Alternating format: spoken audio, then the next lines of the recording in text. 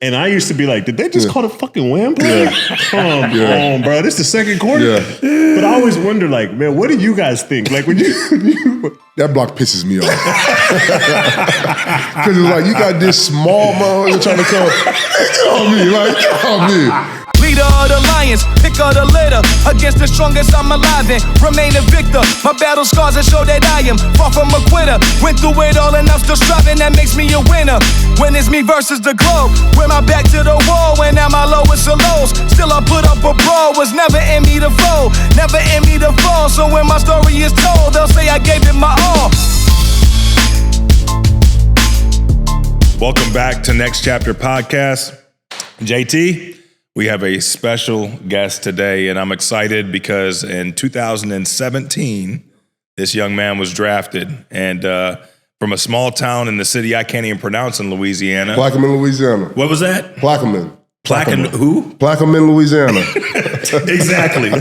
And so small town, big dreams. He comes to the door, and we actually did, and I hope you remember this, DG, a parent premiere, right? Mm-hmm. Where we would fly in when not only parents, right, but influence of individuals that mean something to the player. Yep. And I believe his name was Mr. Bates, right? Mr. Warren Bates, my mentor. Mr. Bates, your mentor, came down, and I got a chance to meet and understand how you were raised, which was so dope for me, right? And we just got done talking to Mac, and we talked about, right, the high standard that you have right now. But most importantly, we dug into the roots of, like, where did that come from? Like, so tell the people about, what was the name of the city again? Plaquemine, Louisiana. Tell them about how you were raised, right? Who influenced your life and what you learned in your journey growing up? Yeah. Well, hi, my name is Davon Godchaux. Again, I was raised, very differently. You talked to us, by the way. I was raised very differently. Single parent household. Mom raised 6 kids on her own. I'm the youngest of 6. I have a twin brother, Davon Godchaux. He's a minute older than me. Came out by a minute. I was raised pretty, it was rough where I was raised from. I remember coming up, I'm straight off the bat coming up. I was leaving basketball practice, and my house had got shot up. Like my house had got shot up at basketball practice. I was leaving basketball practice, yellow caution tape all around the house. And my brother had gotten into it with some people, and they ended up shooting my mom in the house. And my mom was actually in the hospital then, dealing with health issues. So they shot the house up. Came home from basketball practice. I couldn't even go in the house. Like it was like you couldn't even I couldn't even go get no clothes. Yeah, it was crazy. How old were you? I was junior in high school, maybe like 16, 17. Came home, couldn't even go in the house. Had to go stay with my best friend, Justin Randall. Call him my best friend still today because he held it down when we got evicted from our house because we had to move because he got shot up. When we got evicted, he ended up taking me in, going to practice, basketball practice with him. Never forget driving in the black truck, going to practice. Mom in and out the hospital. So that was pretty tough for me. Me and my dad didn't really get a good relationship till now. We got a better relationship, but my mom raised six kids on her own. It was pretty tough. It was tough, but I made it work. I wanted to be different. Like I knew for myself, I wanted to break the curse. And when I had a chance to see that I was good at football, I'm like, okay, this can be the way out. I always thought I was a hooper, but hey, you're a football player, stick to football. But I wanted to break the curse. I wanted to be different. I wanted to, generate, wealth for my family, get things that my family couldn't get. So I just wanted to be different. And when I saw I had the opportunity to play football and get scholarships from D1 colleges, I'm like, man, look, I'm going to take this and run with it. But it was very tough growing up. Yeah. It was very tough. But like for you, like you had brothers, you're experiencing all these things, right? But like, how does an individual like yourself, right? You're the youngest, by the way. Youngest of How 6. do you go like, man, I'm going to get my life together and maybe there's not the greatest example. Maybe you come from a city where there's not too many examples, but how did that switch turn on psychologically for you to go, I can actually do this and I want to act differently. I want to do good in school. Like, how did that happen? It was tough, but because I feel like trouble was easy because I could have just went the same route. It was easy. And by the way, like both of my brothers, they changed their life around. I'm so happy. That's like one of the biggest things in my life that I'm happy about. Both of them changed their life around, got jobs, making money, providing for their families. So, but it was easy. Trouble was easy to go into. But once I can see what success can do for you, I can put my mom in this house, I can do this, I can do that, then I'm like, that's what I want to do. Like, I don't want to go this route. I don't want to be behind jail bars. I don't want to do that. Like, that's easy. It's right there. It's right in front of my face. But I'm going to go to right instead of going left. Like, it's right in front of my face. So it was times when, I knew I hate depending on people. Yeah. So even when like sometimes my mom wasn't at home and I needed a ride to practice, so I probably had to walk. I probably had to hitchhike with my teammate or my mentor, Mr. Bakes. Like I had to hitchhike. So it was tough for me because I never wanted to depend on nobody. And when I had to depend on people and people kept saying no, I'm gonna be like, okay, I'm gonna change that. I'm gonna make something out of myself. I'm gonna bust my ass each and every day. Do what I gotta do, what I gotta walk to. We got a rec center around called Copac.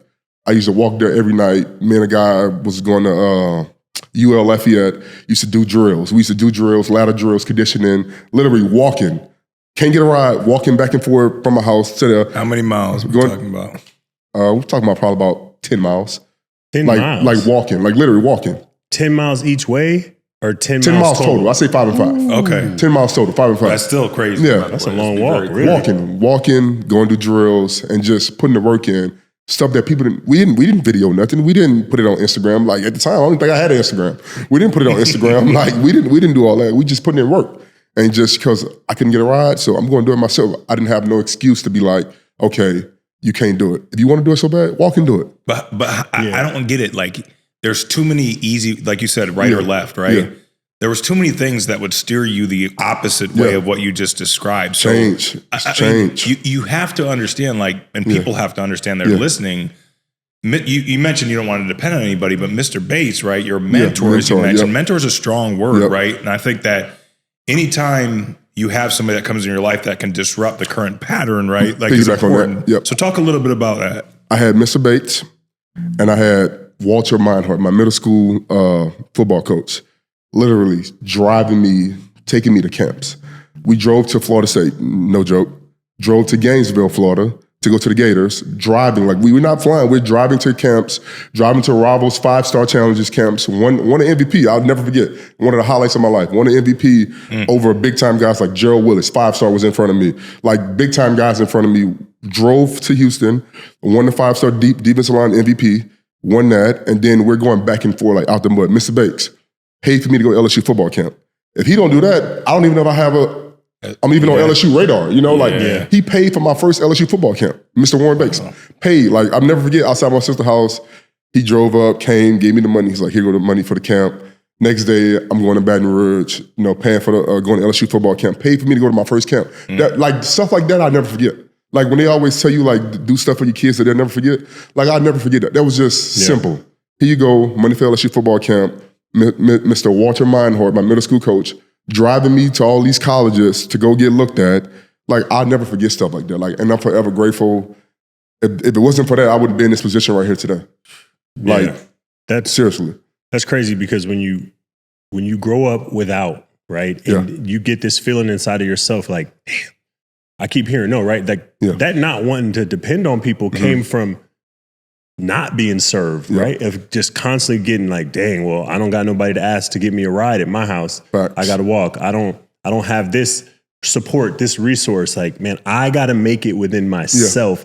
And it sounds like that became your driving mission. It's definitely my drive, 100%. Like, I got to make it myself because I can't depend on nobody. Like, they're not entitled to do for me.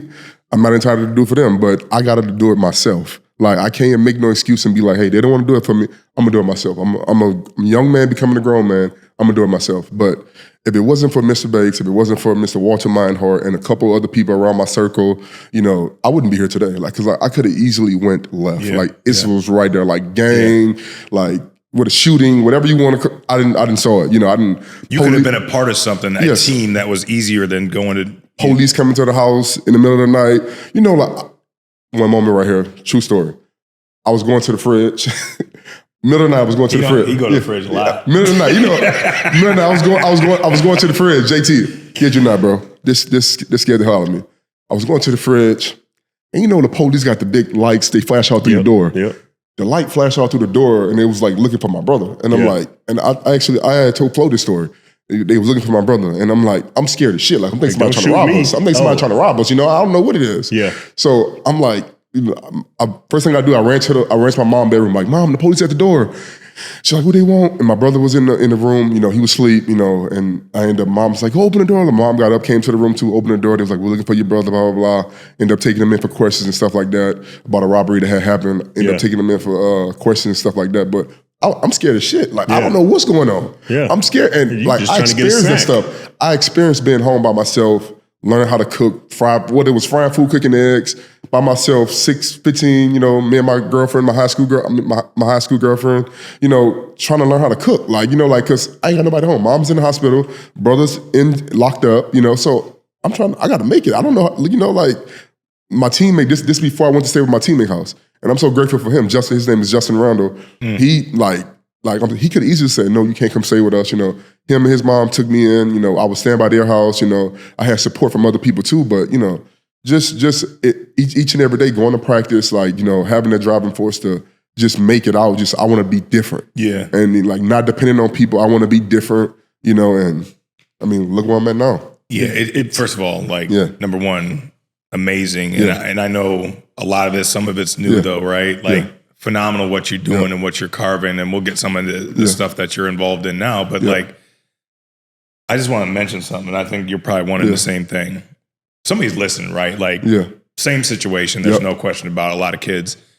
There's you're trying to literally get out of this environment, right? That has a force field around it that is going to suck everything in. Meaning, hey, you grow up in the city, this is what's going to happen to you. You either go here or here. How did you how did you make the choice over time, day in and day out, when there's so much potential negativity around you and people pulling you? How did you make that choice to just keep doing the right thing every day, showing up to practice, as opposed to this shit's hard. It's easier for me to go this way. How did you do that? And what should other people learn from that? Just focus, and my mentor, Warren Bates. But I think also, I remember my brothers telling me hey, look, stay focused. You gonna make it out.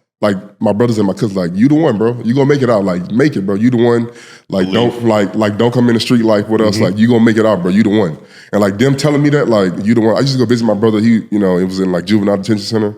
He was like, bro, you the one, bro. My twin, you the one, you gonna make it. My oldest brother, they giving me courage. People, it's almost getting emotional talking about it, but people locked up, telling them hey, bro, we see your brother on TV, balling, playing, stuff like that. You the one, tell him keep it up. It almost, they didn't even believe that he was my twin brother. It was man, you short. He ain't your twin. He mine, he ain't your twin, man. They was bro, that's my twin brother. He played LSU. That's my twin. So just and him telling me stories about when he was locked up, about people just raging for rooting for me on TV and stuff. But they just told me keep going. Bro, you the one, make it out for us. You the one, bro. Make it out. We made bad decisions, but you can change that. Make it out. Mr. Warren Bates, Mr. Walter Meinhardt, if you listening, my middle school coach, thank him too. But just people who was it's so many people that was in my circle, that helped me, in some type of way. But, I'm just thankful for everybody. But just the focus just helped. The focus and not going, I live 15 minutes from my LSU dorm to Plaquemine, Louisiana, 15, 20 minutes. You would have never knew, because I never went back home like that. I was focused. I never went back home to say hello to my mom. If she couldn't drive up, I went back home and say hello to her, see my people, and I left. People never know, still today now, when I fly to Plaquemine, people never know I'm in town, because I tell my mom, don't tell nobody, I come say hello to you, see my people, and I'm out. If it wasn't for my mom being in Plaquemine, I wouldn't even go back to Louisiana like that. Because I can fly my son, Davon, to me. I can fly him to me. So, but it just having that focus, man. Wow. Just having that grit and I'm going to make it out. I deserve this. My brother's telling me man, you the one. My cousins, bro, make it out. You the one. Not that they want something from me, just saying you the one. You got, you chose it. Make it out, bro. You got it. They were rooting for you, and that support became protective in an environment. Facts. In combination, that determination you have of man, I got to get it on my own. But there's something else that I'm big on values. Yeah. And I just keep hearing this value, and I don't know if you notice it, but we're hearing it, gratitude. Yeah. It's so crazy because you don't often hear people expressing deep gratitude in today's world. But because of where you came from, because of what you had to overcome, when you talk about Mr. Bates, when you talk about your best friend, when you talk about the middle school coach, all I hear is just how grateful you are. And how does that gratitude, that's such a big part of your life, how does that affect what you do today? Well, the gratitude comes from my mom. Always telling me, she always humble me. Never forget where you come from, son. Always, always. Sometimes a lot of people don't really understand, when you get a lot of money, mom, can't do all this. But son, never forget where you come from. She always remind me of that still to this day. But just being humble, man, humble experience, man. Just, I've been through a lot of adversity with the house shootings, being raised by a single parent. Me and my dad have a better relationship now. Tore ACL in high school, ACL, LCL, first game of the season, first series, run down the field, got pushed in the back, hybrid extended. Whole high school career ended. Had 30 football scholarships. Didn't know if I was going to still get accepted because I had a torn ACL. Back in the day, we know how it was. Yeah. I didn't even know if they can repair this that fast to get me back on the field. Tore ACL, and it just being humble. That was a humbling lesson for me right there. When I got hurt, that right there, ACL, LCL, lateral ligament. Yep. When I got hurt, that really humbled me to be like, hey, look. And when I went to the sideline, I remember the doctor telling me, when I got hurt during the game, he's like, try to get in the 3-point stance and push off. See if you can push off. I'm like, I can't do it. Like it hurts. And he's like, well, yes, sounds like an ACL. And we ended up doing the surgery. Had 30 football scholarships. Some teams was a little concerned, like, is he going to be okay? Y'all never forget Cameron and Les Miles. I went to LSU. I lived 20 minutes from LSU. So I went up there like a Thursday practice. They was practicing, getting ready for a big Saturday game.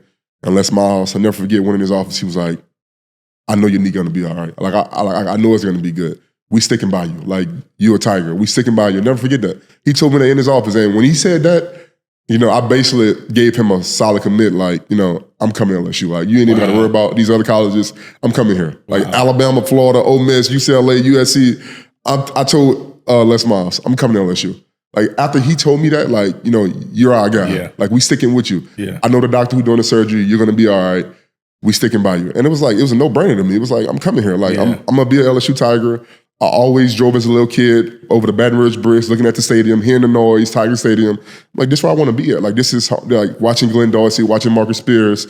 Like, this is where I want to be at. Like, this is home for me. Like, this is where I want to be.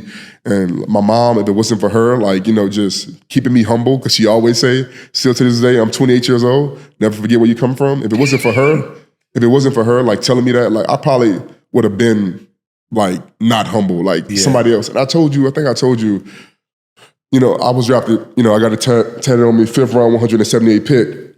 That's when I was drafted. Every tattoo on me has a story about it. It's something dealing with whether it's Black Lives Matter, whether it's Mulberry Street where my house got shot up at. Every tattoo it means something to me. So if I would have got drafted first round, who knows? I probably wouldn't be this person. I probably won't be humble, wouldn't be humble. So, I mean, it's kind of crazy that, God put me at the 5th round, 178 pick. And look at me now, like, I'm going on my third. I'm with my third contract right now. So it's kind of humbling that, like, it's like, okay, God did this for a reason. Like, I had to put you somewhere to show you this. Yep. So, who knows about it? But in the first round, what would have happened? Second round, I was a 5th round, 178 draft pick, and I'm happy about it. And like, God put me in this position for a reason. Yeah, that's powerful, man. And what I heard from you, I heard. When Les Miles had communicated that to you, man to man. I heard that you heard basically your brothers in the community that was like, DG, you're the one. You're the one. And you felt the same thing from them. You're the one. You're still the one. You're the one. We still got belief in you. Started as a true freshman. I never forget Quentin. Crazy to do in the SEC, by the way. Quentin got hurt. We call him Big Q. He was an older guy ahead of me. He ended up getting hurt. And I'm in Brick Haley, the D-line coach. Was like, you're next. Like, it's your time to go. This is what we've been preparing for. In case a guy go out, I was like the 3rd D tackle. Me and Chris and Lockature, never forget. I like yesterday. And he was like, you're up. Like, and we was playing ULM, my first start. ULM, University of Louisiana Monroe. Playing them, my first start, and, getting a taste of it. And then the next week, Mississippi State. I'm a true freshman. Yeah. I'm like, but my big boy pants. I'm ready. This is what I've been preparing for.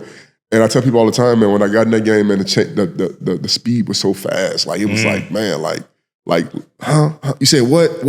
It was so fast. But, I ended up starting the 4th game of the season, and it took off from there. I was a starter at LSU all 3 years.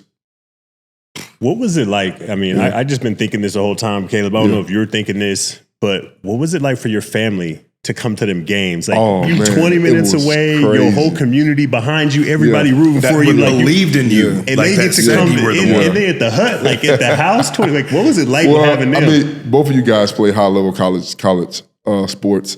So you know how it is, like when the compliance, they only give you a certain amount of tickets. Yeah. So, I'm scrambling. I'm 15, 20 minutes away. Like, hey, can I get y'all tickets for this weekend? Like, I'm like, and guys like, nah, my family coming too. Like, nah, my family coming. So it was tough, but when they actually got in, I had to alternate like every week. But when they actually got to come in, oh, it was amazing, man. Like I'll never forget when my mom came to a game, like Tiger Stadium. Like it was so loud. Like it was so loud, so crazy. My mom wore her, 57, Davon, like, mom on the back. Like she was so proud. I never forget her and my aunt came to the game, their first game. It was crazy, man. It's just crazy to see like the people that supported you come to the games and, see the actual experience of Tiger Stadium, a night game, crazy, like just supporting me in the back, like supporting me, like who been down from day one, And get to see that. My oldest brother, he actually came to the game. I think my twin brother was locked up then. My oldest brother, he ended up coming to a game, but it's just crazy, man. It's just like nothing like playing there. I wouldn't trade it for nothing. And like I said, ended up starting all 3 years. So that was amazing for me. Playing in the SEC, like this, like when you talk about O-line, D-line, like that's the best of the best in the SEC. That's the best of the best. That's the next closest thing to the NFL. In the trenches, they always ask me what separates the SEC from every other conference. It's the trenches. Yeah. Because every other conference pretty much the same skill guys. You got good skill guys in the Pac-12, Big Ten. It's the trenches. Yeah. That's what separates the SEC from everybody else. It was like that until like 2017, 18, and then the Michigan State guy, so he Big Ten took over after that, just Michigan to be clear State for guy, everybody. It's all good. I got to know what was Godchaux like outside of football? Like what are those? What were the things you loved doing as a kid? Outside of football, were there things that you dreamt about or seeing or doing?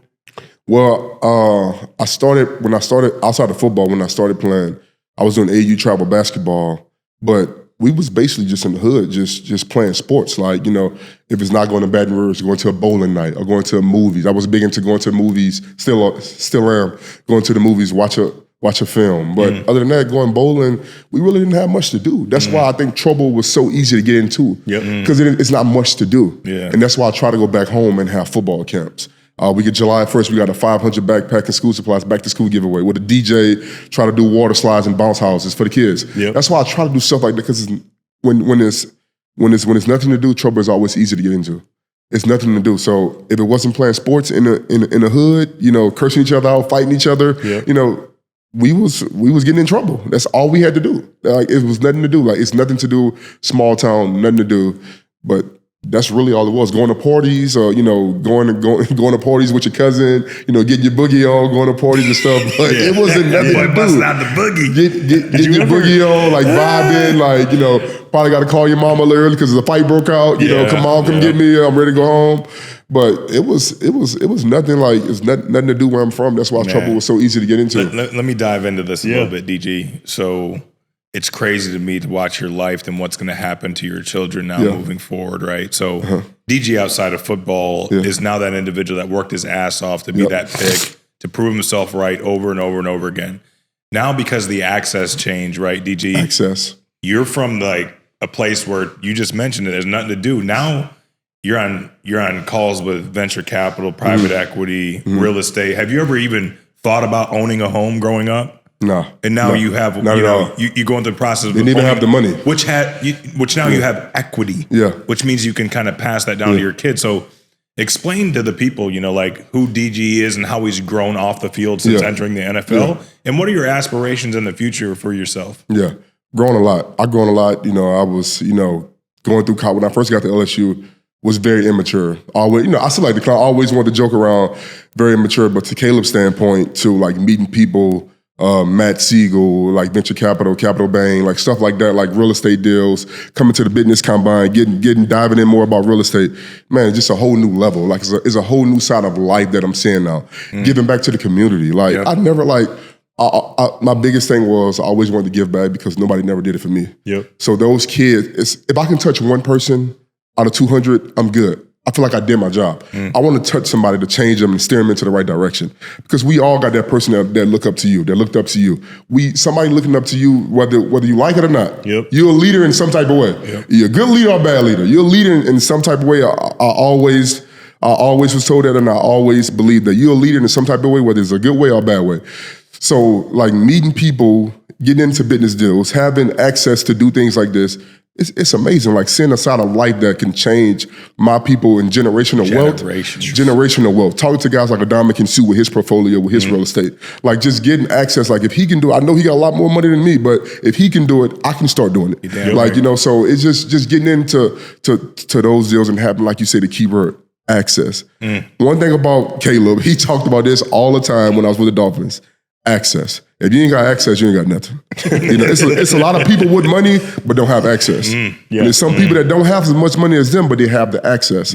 So access is big, but just getting into these deals, man, seeing what I can do, seeing how this can change generational wealth, it's amazing. Like it's amazing. What's your most exciting thing in the business or real estate space? Like, what gets you fired up? What are you looking into doing, or do you have like visions for that future? Kind of with me and you and Matt Holland just was talking about, like just seeing, like I know I can be a D-line coach at the NFL when I'm done, but I don't really know if I want to do that. Like you said, like you were just talking about like having that fun, having that fire back. I don't think like I can do it. I can do it to the highest level. I know I can do it, but just seeing if, making the same money I'm making now off the field, like doing real estate, like having units, like being in Hawaii on my laptop, like, hey, I'm making money. I'm making money and I love it. Like kind of having that, like, with the skirt on, having that money, having that money when you sleep. The umbrella drinking. Having that money when you sleep. And it's about like, but you got to that point because guess what? You did the right thing though. Like you met the right people, you did the right thing, you was humble. Like my mom always say, you was humble, never forget where you came from. You met the right people, you did the right thing. But just having that access, man, like just having to do whatever you want, like, having real estate, having units, and like, man, look, like I'm still making a lot of money. Like I've been done playing 10 years and I'm still making a lot of money. But first meal, last meal. First meal, last meal. But also think about this, DG. Talk to me. You can't pass really football down to your son, right? Yeah. You just can't be like, hey, he's going to be great. It's not going to happen. Yeah. But what you're learning in these real estate, when you're checking your computer, your son's going to say, hey, daddy, what are you doing? Yeah, and I can teach him about that. Ooh. Correct.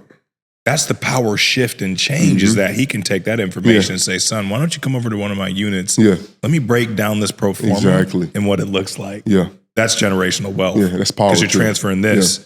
Athletic ability, we don't know what's going to happen with that. Agreed. Right? Agreed. Now, with that being said, DG gets to change the way he parents. You mentioned your father. You're just now establishing a relationship that's much better than what it was growing up. 100%. What does it mean to you to be a father, right? And if I hope I'm okay with this sharing this because it's out in the world. Yeah, father of two now. Congratulations. Yeah. You got one on the way. Congratulations. We can give him a shout out. Yep, baby girl. What does it mean to you to be a father knowing that you didn't experience certain things that you may have wanted growing up? Yeah.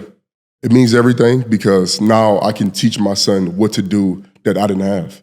Like I can teach him ways, like being there for him, like just simple as going to catch the football in the backyard. I never did. My dad never did that with me. He never did that with me. Like I'm not, just being honest. He never played catch with me in the backyard. Never, went travel with me. Never did nothing with me. Never, came to like a daycare with me and saw me, play with other kids. So it means everything to me doing that with little Davon, and I want to teach him how to do it the right way. Like you said, I play football at the highest level. He might not play football at the highest level. It's just, but I can teach him about real estate deals, business deals, things like that. But just, having that access to give him is so much, it's 100% like so much game changer. So much game changer. And now having another one on the way. Yeah. Chanel, my girl, love her to death. She makes things so much easy for me, like so much easy. And I love her to death. Future wife, Shout for sure. out. Future wife for sure. Hey, he said it right there. Future wife, yeah. First year, we out here. Future wife soon. Proposal soon. Okay. So future wife. She makes things so much easy for me. And just you guys know how it is. You come from the building. You was with the Dolphins for a long time. Caleb, all around the league. Caleb, JT. Coming home, like you need that peacemaker. Like, it ain't gonna be like sunshine all the time. We know that. It's adversity to everything you do. Yep. But when you come home and you just, the coach just finished chewing you out like about some play, stupid play, you need to come home and get chewed out again. You need a peacemaker. You need somebody to, a soft pill to lay your head on at night. You need that peacemaker. So it's always, like Chanel makes it so much easy for me. Like so much easy, so much understanding. Like she handles a lot. Like I'm truly blessed. Like I'm not even like kidding. Like I'm truly blessed. It's almost like just getting like just blushing over here because I'm truly like blessed. Like I know how it's supposed to be, so I can never go back. I know how it's supposed to be. You feel what I'm saying? Like I know how it's supposed to be, if you know what I'm saying. So, but God delivered support again. Right? Like throughout your story, you keep the way you say it is so beautiful because you could tell it comes from your heart. You're like, these people supported me. Like y'all don't hear me. Like I needed support to get to where I am. And these people showed up. God kept delivering people like this. And now your girl, soon to be wife, you like, man, he showed up again and showed out. Showed out. He blessed me with this one. He did, because like I say, like we all know, like the ones who play in the NFL, even in high level college sports, like it get tough. Like I had a moment at LSU, my freshman training camp. I don't know if you guys did the same, but I did it. I questioned myself, like, do I really want to play football? Like it got tough. Like, do I really want to play this? Like when Tommy Moffitt's out there screaming in your face at LSU, one of the best strength coaches to ever do it, to run 26 110s for conditioning tests. Do I really want to do this? Like in the heat, like in Baton Rouge, like the swamp. Do I really want to play football? Like do I really want to? But it came back to my brothers. You the one, bro. You the one. You the one, bro. Like I couldn't let them down. And I'm telling you, like I never at LSU's. You have a turf field here, grass field, turf. And like it's a river splitting Plaquemine from Baton Rouge. It's a river in the middle, split. And I'm looking towards the river, and I'm like on that 16, 17 rep, like, man, like I can't let them down. You know, we have 16, take a break, 10 more. Like I can't let them down. Like I can't quit. You know, it's tough. It gets tough. Like my first year at LSU, Tommy Moffitt and all my guys laugh at it today. All my guys, Leonard Fournette, who I went to college with, we all joke about it today. We did a drill, you know, like freshmen, strength coaches don't like freshmen, so they make them do extra stuff. Yeah, you got to haze So, it's like building you up. You know how it is. So, Tommy Moffitt made us do 30, 40 up-downs. About the 20 up-down, I said, man, Moffitt, man, I'm out, bro. I'm going in. This is me as a freshman, LSU. Bro, I said, Moffitt, I'm out. I'm not doing these 110s. Like, what are we doing? I mean, I'm not doing these up-downs. What are we doing? I walked in the indoor and Moffitt was hot. He ripped my, you know what, like he was hot. Yeah. He was hot. And it's a life lesson to today, because I learned that, you know, when my brothers told me you the one, and years later after that, when we run a conditioning test, I'm like, I can't quit on them. Like, you know, like this is what they mean when they say you're the one. You're the one gonna come with a lot of adversity. It's gonna come with a lot of like people say no, but you still gotta go. Look at Michael Jordan. He's been cut 3 times on the high school basketball team. Look at them days. Arguably the greatest basketball player ever to play. So, you know, it's going to come with a lot like saying, no, you can't do this, you can't do that. People going to always say what you can't do. People going to always say that. People told me I wouldn't make it here. People told me I was going to be just like my brothers. I was going to be in jail. I was going to be this, I was going to be that. Look at me now. You know, never let nobody tell you what you can't do. Like never. It's a lot of people that's going to tell you what you can't do. Like they don't have the final say so. Like hard work and dedication. And like you say, always say, like, trusting God. Always. The perseverance. Right? Always. Like, there's so much perseverance in everything that you've continually said. I don't care how the deck was stacked.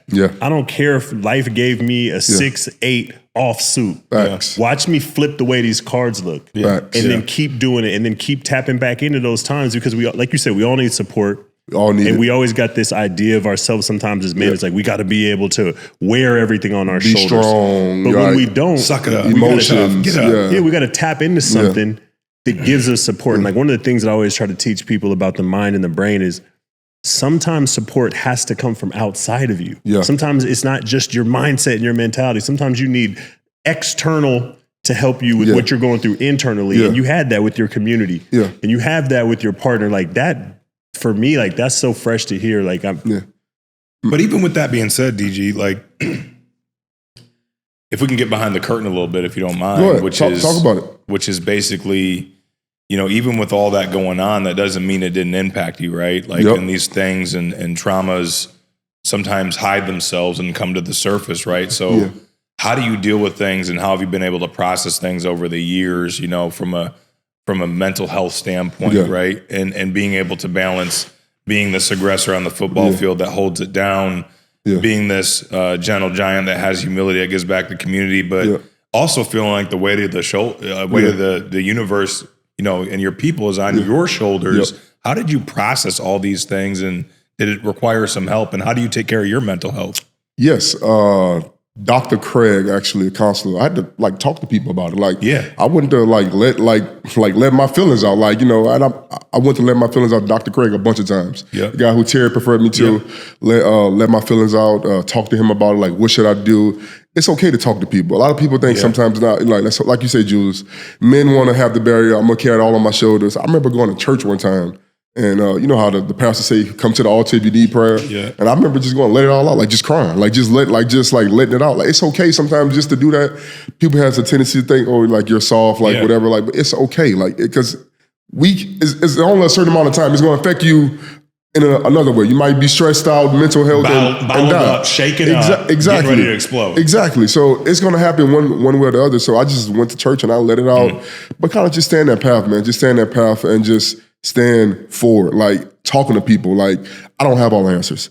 The minute I stop listening, that's when I stop growing. You know, I don't have all the answers, but I might have somebody who know that answer. I don't have all the answers. I don't. You know, my girl likes to say, "Oh, you think you know all the answers?" I don't. But you know, I done been through some stuff that I got that answer because I've been doing it. I've been doing it. Let me show you. I've been doing it. I got that answer, but you know, I'm not. You know, it gets tough, man. It gets tough. Like when you got stuff going on. I'm at the football facility.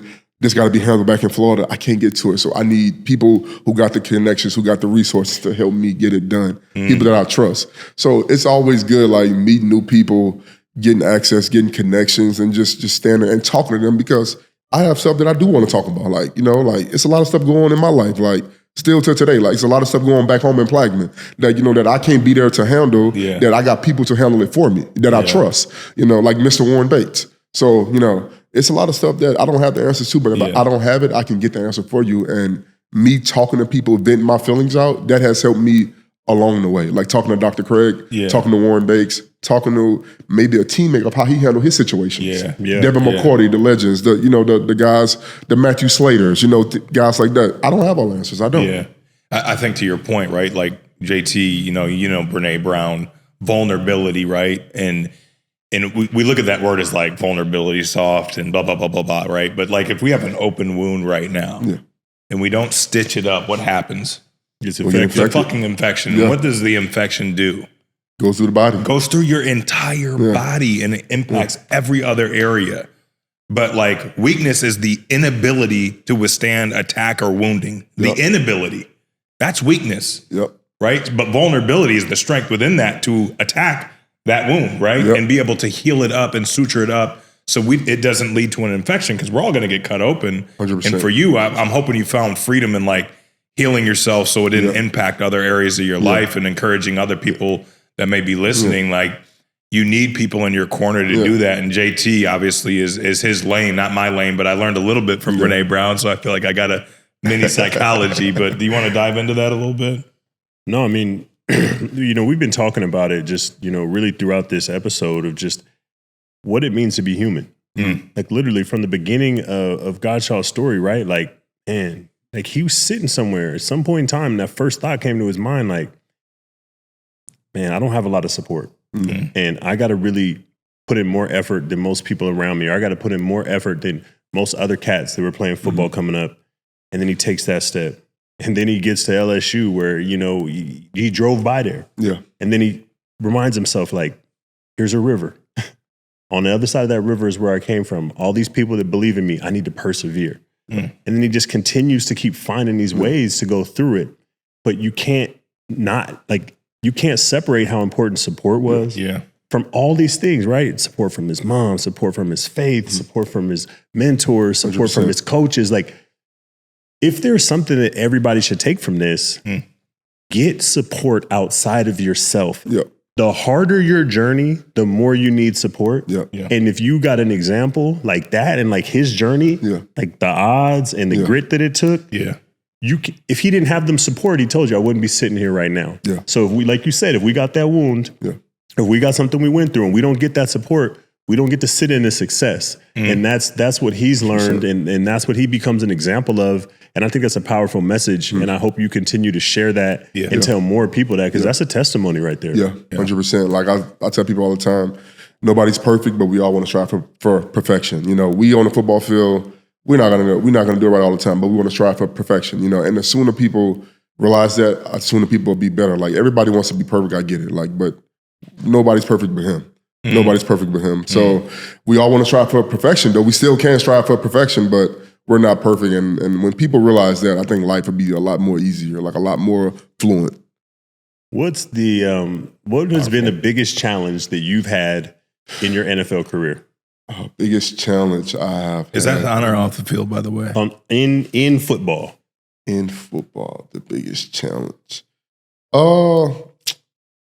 Probably when I first got to the Dolphins, like when I got drafted, because first of all, I was a pissed off. Excuse my language. No, I was a pissed off fifth rounder because I know I should have been higher. You know, I had some issues in college. Yep. You know, so I know I should have been higher than that. And you know, and it sucks when the GM comes to you. He like, you know, Chris Greer, you know, he came to me and he was like, you know, you wasn't a fifth rounder, right? Like, you know, you was a higher up pick.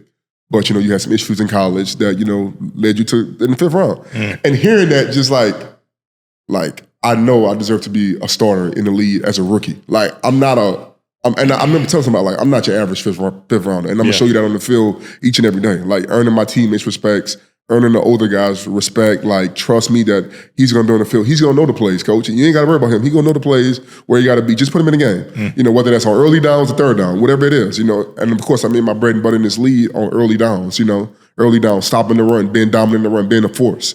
So, but, you know, just having him tell me that was, like, pretty tough for me because I know that I was a early pick, but that drove me. Like I said, if I got drafted first round, I'd have probably been complacent. Don't think I would have been, but who knows? Yeah. You know, I was an angry, pissed off fifth rounder coming in like, I'm about to make this team, and I'm going to start, actually. I'm not just going to make the team. I'm going to be a starter. Like, I'm going to start for you guys. Like, I'm going to start. Like, I'm not just about to make it. I'm going to start for you guys. I'm going to show you that I'm going to start, and I'm going to be consistent over and over and over again. And people always say, like, what's the hardest thing when you get to the NFL? Two things, I think, people can be. Either you can be complacent or you can be consistent. Consistent get you paid. Complacent get you out of the league fast. Talk about that, right? Like, most people don't understand that it doesn't matter what round you get drafted. I don't care if it's first or seventh. Talk about the challenge of actually getting on the field, right? I was talking to Chanel, and was in Jersey and was watching the draft. I ended up watching. I watched, and I'm such a football geek when it comes to sports. I watched all 3 rounds. I just didn't watch the Patriots picks. I watched all 7 rounds. I mean, like all 3 days. I meant all 3. I watched all 3 days. Like, even when the Patriots wasn't picking, I just love seeing those late round guys to be like, okay, I know he gonna be a plug and play. He gonna be the one. Like, I can see it in his potential. If he do the right thing, he's gonna be a plug and play. But just watching that, like, just having that grit, like, you know, just I'm telling Chanel, like, look, like, this how it's supposed to be, like this is the draft. But just seeing those guys get picked, I always love watching day 3. That's when I got drafted. I'll never forget Patrick Surtain called my name. 178 pick, Davon Godchaux to the Miami Dolphins. I'll never forget that moment. Still have the video, but just seeing guys get picked day 3, it just means something to me. It means, because I just seen JT, Caleb. You guys have seen a lot of day 3 guys become Hall of Famers. No question. Hall of Famers. No question. I don't even know if I even answered your question. What was your question, JT? No. But you started to hit on it. Yeah. But I understand why you went there. Yeah. But how the difference between the two, right? Yeah. Complacency and what? Consistency. Yeah. Explain to people, you walked in the facility, like, how hard is it? How many variables are coming at you, right, in your life on and off the field to be that guy? Because anybody watching could be like, man, just consistency. You're getting paid to do what you love. How could you not be consistent? Yeah, people have no clue. No clue. What happens outside of that and how many variables are competing against you actually being consistent at the age of 21. Yes. Like, explain the difference between the two and how hard was that for either you to combat some of these things to create that consistency that sustained you in the league? Okay, consistency. Hey, JT, you had a great game yesterday. 180 yards receiving, 6 receptions, 2 tugs. Cool. Against that team, you had a great game. Next week, we're going to play, of course, another NFL team. We need you to do the same thing. Consistency, day in, day out. It might not, you might not have 180 the next game, but, just keep dominating your role. Yep. Like, being consistent, showing up, doing the same thing over and over again, and it becomes a habit. But we're creating good habits. Habits are meant to be broken. We're creating good habits. We're creating good. He's consistent. I can rely on JT. I can rely on putting him in the game. I can rely on him to dominate, to do his assignment. Even when he might not have 2 tugs or 180, he did his job though. He's good, and that's what we all know. Like this, the team I play for, Bill is big on doing your job, big on that, and complacency. Somebody told me success can be a good thing or it can be a bad thing. Yeah, it's gonna be a good thing because you can take success and you can keep building on it, or it can be a bad thing because you can get complacent. Which is seduced by success. Exactly. So he just had that big game. Yeah. He decides to go out that evening, right? He big shit now. Get it in. And by the way, he's going to hit it on Monday again because down in South Beach, there's something going on Monday through Sunday. Man. So I don't think people understand when you're walking into an environment and there's so many things competing against you. Got a little money in your pocket or you want to burn the candle on both ends. Everybody back home calling How hard it is. Hey, by the way, your boys want to come to the game. Yeah. So by the way, you got to pay for those tickets now. You don't get them free no more. You got to pay for those. But they're going to come in on Friday. We want a weekend. We want a weekend. So now you have to battle. I'm off at 2:00 on a Friday. Now my friends are in town and I have to entertain. And we want to do live on Sunday after the game. Correct. But which starts Friday though.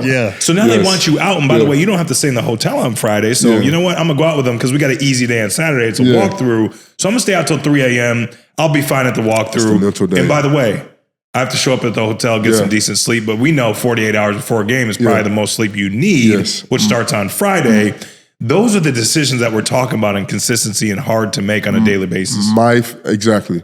My family knows, like Chanel knows, little Davon knows, Saturdays before the game, before we go to the hotel, all I want to do is chill. Fridays, I get my massages and all that, dry needles.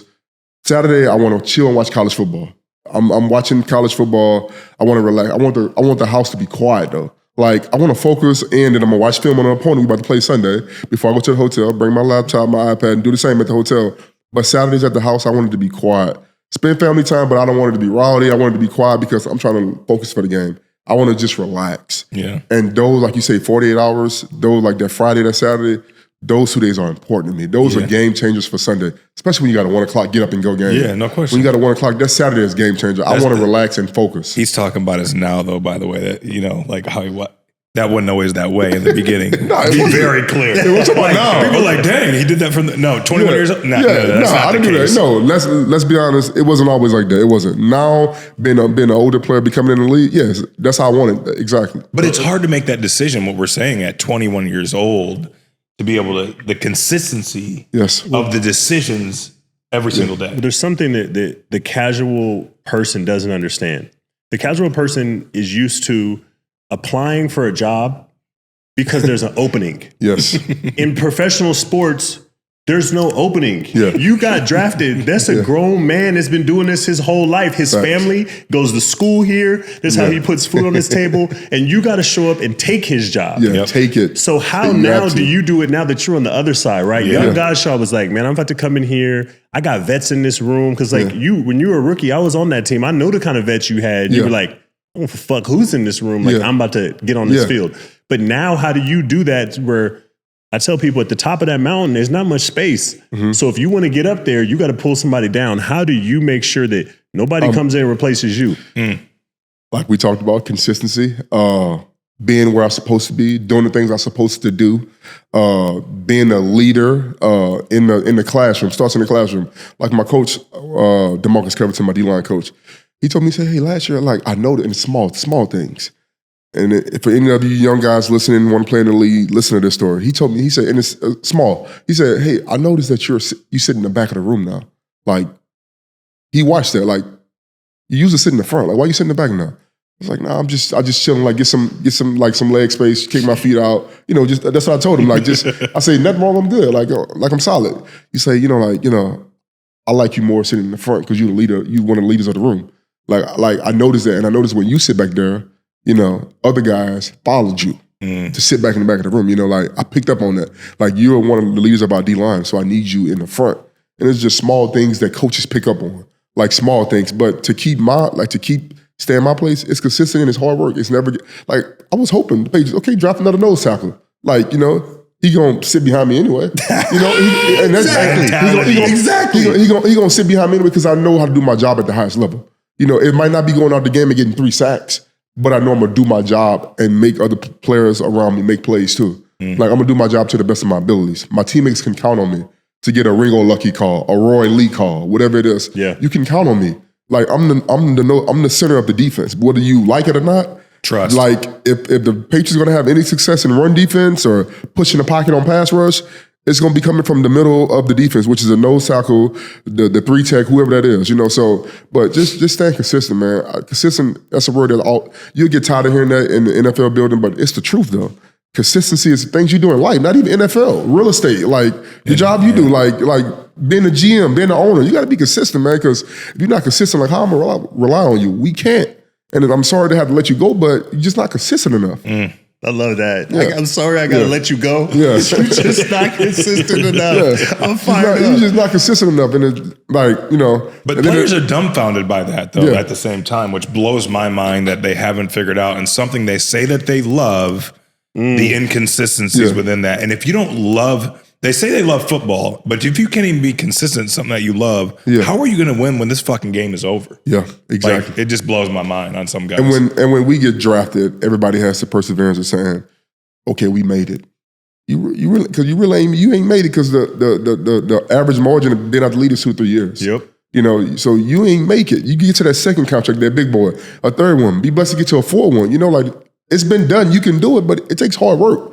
It's not something we're going to be, you're a big and strong guy. We're going to get, they got another big and strong guy coming out next year too. Any younger. Yeah. Any younger. Any cheaper. Any cheaper. So they got another big guy coming out next year too. He's younger. And we got to think about it as a business. Like when you doing your real estate, you want to look for good quality, but cheap. You want to, so you got to think about it as an owner, as his business. He want to save money. Now, if I got to pay a guy because we can't afford to lose him, we got to pay him. We got to do what we got to do. But at the end of the day, like it's all about staying consistent. They're always trying to replace you. The moment you're brought in, the moment you're brought in, they're always trying to replace you. You don't feel that in a regular job. Yeah. You get your office, you in there. Yeah. In the league. Unless you do something constantly trying to replace you. And they're looking at you like, how much we pay him last year? Yeah, how much you pay him? Let him slip. We got to pay him 15 What's that this year? salary cap looking like? See if we can get a younger guy. NFL stands for not for long. That's what it stands for. Not for long. I got a funny question to ask you, and this just because I think about this stuff. And so I play tight end. Yep. And I want to know what the nose tackles thought about the wham blocks. Like, I don't know if everybody knows what a wham block is, but they got this terrible play in the NFL. He hates that block. They try to slide the tight end behind the line and try to be sneaky. And then you're never going to see it coming. The center is supposed to block the nose tackle, but they're going to slip the center up to the second level. To the linebacker. And the tight end is going to try to wham the side. The 3-tech. Which weighs how much usually? About 320. And so, that's an average. I mean, you get some of them that went up about 360. And I used to be like, did they just call the fucking wham play? Come on, bro. This is the second quarter. Yeah. But I always wonder, like, man, what do you guys think? Like, when you that block pisses me off. Because it's like, you got this small motherfucker trying to come, get on me. Like, you got this small, and you can, most of the time, like Josh McDaniel, who's the head coach for the Raiders now, he loves the wham. We went practice against them in Vegas last year, and they fullback, Jakob, he whammed me. And I saw it coming. I'm like, bro, but just go. But Jakob is a pretty strong guy. Like if you know Jakob, he's pretty strong. But anyway, like to answer the JT question, it's just like a kind of like that fly just all around you trying to get off me, bro. Like it's kind of like it's an aggravating block. But they mostly, correct me if I'm wrong, we mostly use the wham for guys who like to penetrate up the field. Yeah. Like guys who like to just get off the ball. Chris Cassard, the D-line coach, he's big in penetrate. Yeah. So if I'm on offense and I'm playing Chris Cassard, I'm probably going to wham him a few times just to slow him down. Yeah, like you can get up the field this fast. Exactly. So I'm gonna slow you down. Now the second time you got to think about it now. Yeah. Oh shit, is that wham coming again? Yeah. Like I don't know. I'm gonna step slow. Exactly. You want to know what football's like? Football's like being 6'5", 260 pounds, the biggest dude everywhere you go, and Godchaux being like, watch out, you're a fly. Yeah. Like, why you come over here and bump me? You're about to feel this forearm shiver in your chin or your chest. Talk about to run your feet. Run my feet. Man, look. That running back got Look at his center of gravity, coach. He's like, hit him and like, burn your feet. Man, don't call it play. I used to yell at the sideline. Yeah. Don't call it again. Yeah, it's very ag. It's very. I know it's ag for you guys too, because we normally can see it because the tight end comes in motion. The tight ends want to like slow motion. Then when they say hut, the center slips to the second level. Yeah. He come hit you from the side. I'm like, okay, I see it coming. So I'm like, wow, I knock him out. Like that's it. Don't run that play on me no more. I knew it. Yeah, I knew that they thought that way, and that's why I used to always tell the coach, like, why you keep calling this? They don't care, and then once they do it the first time, the second time, and now he gonna try to come fuck me up. I'm gonna go meet you. Now I'm about to meet you now.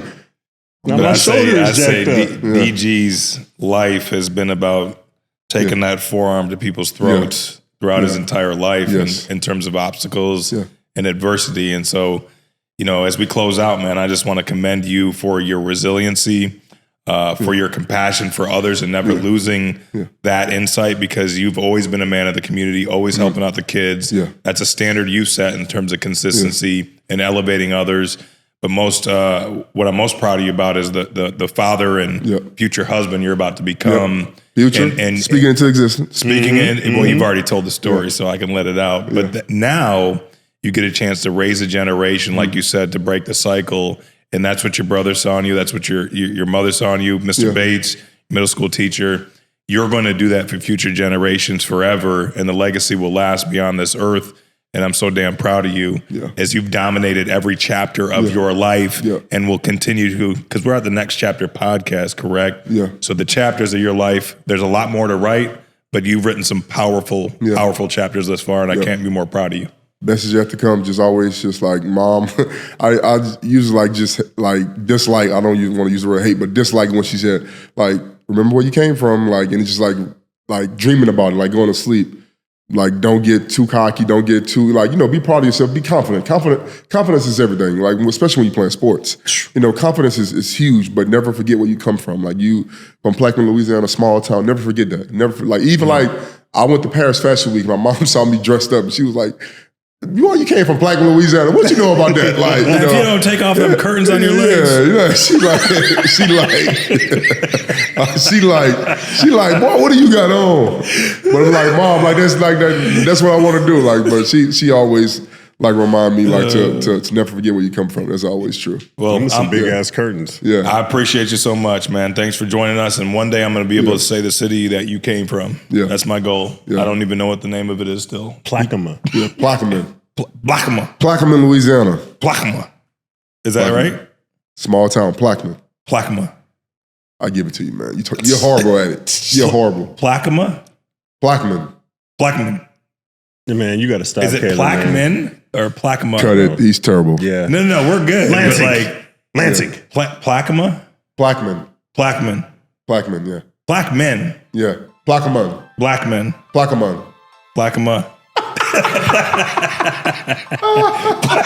I can't. I seriously it's all good. I still can't do it.